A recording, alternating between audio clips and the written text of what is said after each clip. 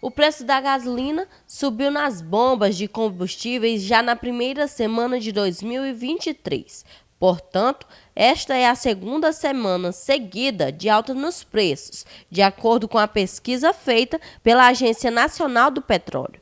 Mesmo com a medida de prorrogar a isenção de tributos federais sobre os combustíveis, o preço médio da gasolina voltou a subir na primeira semana de 2023. Com o aumento, o valor médio da gasolina em Balsas ficou entre R$ 5,39, mas acabou chegando a R$ 5,95 em alguns postos de abastecimento. Conversamos com um advogado especialista na área que nos deu mais informações de como o consumidor deve agir nesta ocasião.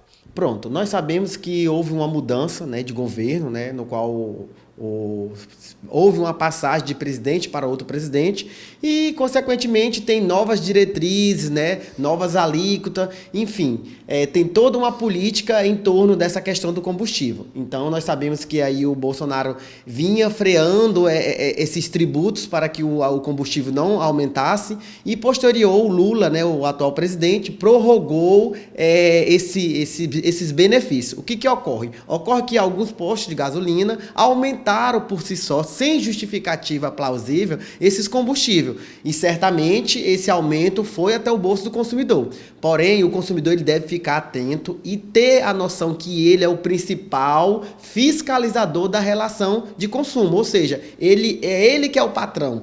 Quando ele chegar num determinado estabelecimento e observar que houve um preço que antigamente estava se praticando um preço e após essa comunicação houve um aumento não justificável, ele deve o quê? Munido de seus documentos e com a nota fiscal do comprovante, né, o comprovante que ele abasteceu, o documento que vai lhe vincular aquele determinado estabelecimento, realizar as denúncias. Nós sabemos que nós não temos como colocar que um preço seja fixo em cada posto de combustível, né? Porque isso não se trata de um advogado, não se trata do PROCON e não se trata do Ministério Público, né? Nós temos o livre comércio, né? A concorrência que os donos de posto podem estabelecer. Porém, o que o dono do posto não pode é, sem justificativa plausível, aumentar esse combustível. Nós sabemos que muitos donos de posto, eles justificam o quê?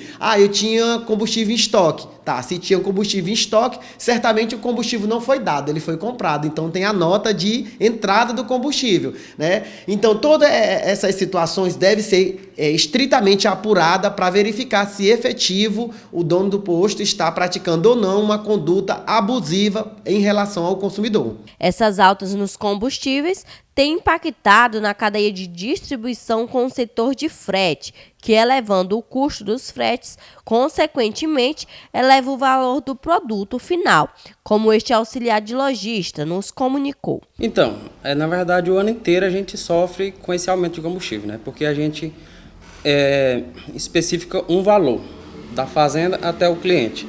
Então, às vezes, a gente, na nossa logística, põe um valor X, até uma meta, até onde a gente pode chegar, né? E com o aumento do combustível, às vezes passa do nosso orçamento. Às vezes a gente entrega mesmo só para não quebrar contrato, né? Mas atrapalha bastante com esse aumento, que às vezes é da refinaria, outras vezes eu acho que é abusivo, né? Por meio dos postos que a gente tem na região. Mesmo que o frete dos combustíveis aumentem, o advogado ressalta que o proprietário do posto de combustível não pode repassar o aumento de forma indevida aos consumidores. É o mesmo argumento utilizado para a questão do combustível em estoque.